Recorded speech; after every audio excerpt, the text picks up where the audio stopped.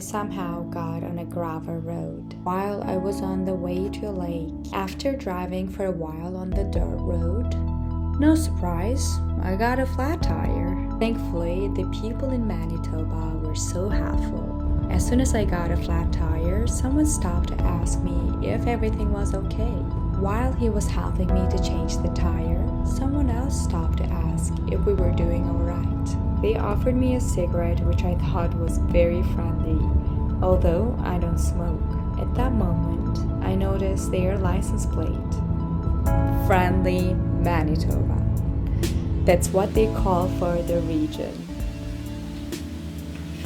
After changing the tires, I made it to the lake. Especially traveling solo and listening to myself all the time helped me understand certain things. I got a chance to see the city life and the countryside while driving.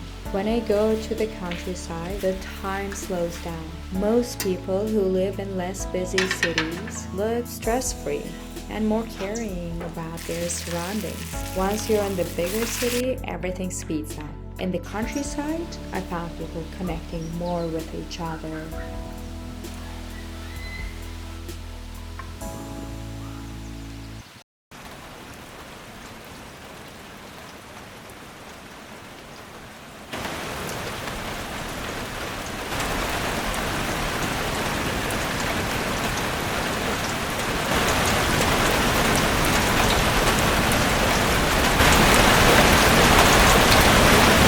Since there's not much to see in Manitoba, I started looking for a campsite to check.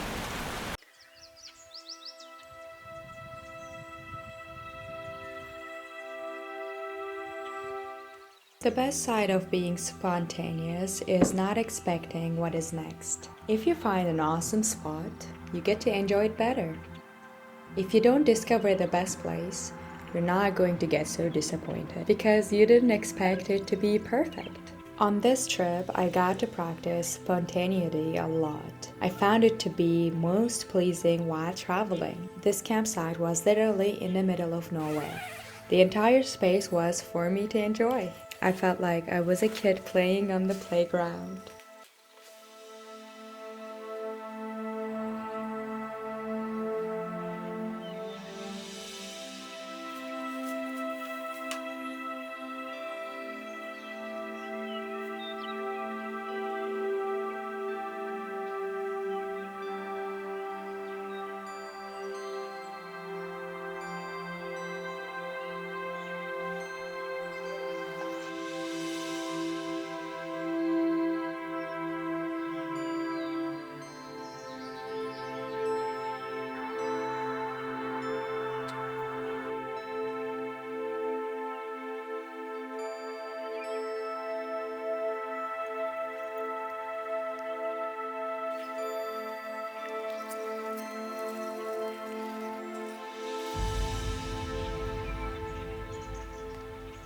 The Low Sifton Centennial Park is such a special spot.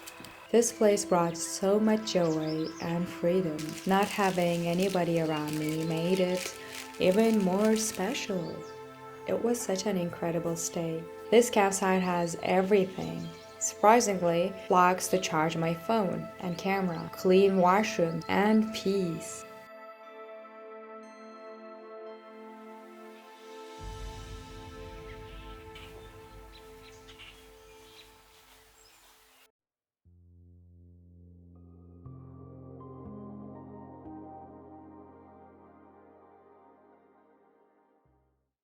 After leaving the campground, I started heading towards Saskatchewan. There was not a lot to see or worth stopping on the way. It was mainly industries, farmlands, golden wheat fields, and railways.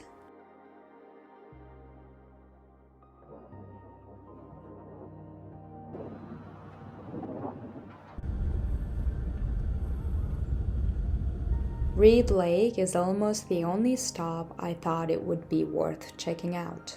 Reed Lake is a lookout known for bird watching. It has a beautiful open space with living skies in the background. I drove without making any more stops, but just on the border to Alberta, I found a nice campground to take a shower. After a long drive, it was the best treatment for me.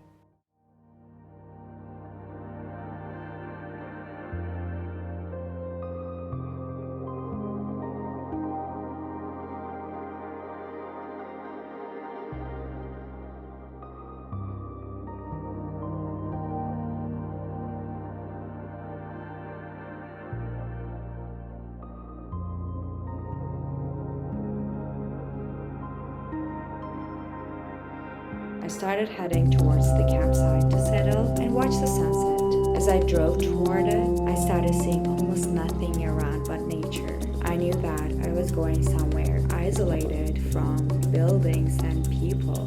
This place took my breath away. I was in the middle of nowhere. There was nobody around but the wilderness. I felt like I'm the only human that exists in the world. Nothing else existed in my reality but this present moment. No worries, no plans, no goals, or where I was going next. Everything I used to value lost meaning.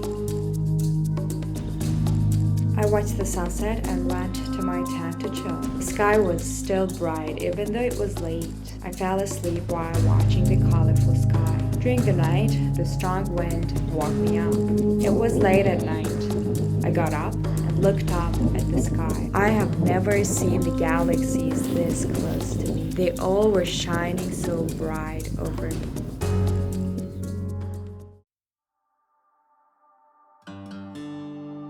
Dinosaur Provincial Park is a very cool place to explore. I didn't spend much time since it was extremely hot to walk around.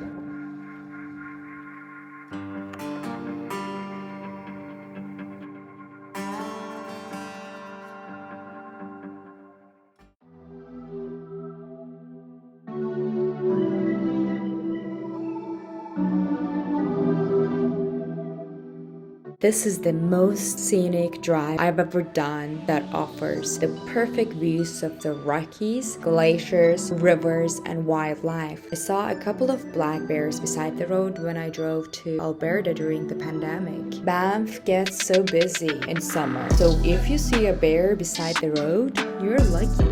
I wanted to avoid the crowd and didn't stop at Lake Louise.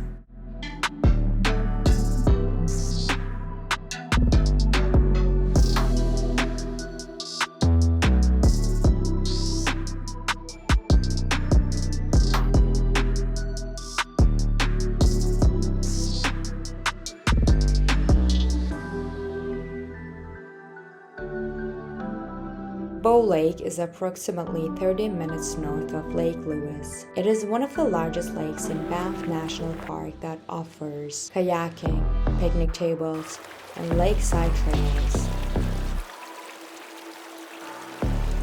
I went on the trail that goes along the glacier. It's an easy hike and doesn't gain elevation.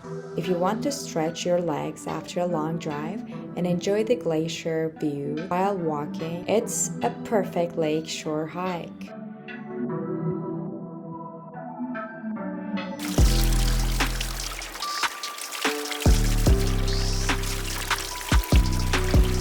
I ran away from Alberta because it was so crowded since it was the weekend. There are a bunch of places you can explore, go on a hike, and spend at least a couple more days. But that was not on my first time in Banff National Park.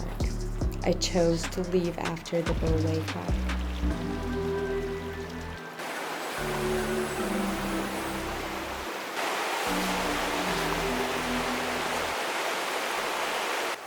I'm finally in beautiful British Columbia. I spent the night at this campground. This recreation site is a stunning place to camp just by the creek. It has around 20 campsites with fire rings. This spot is so peaceful and people are friendly.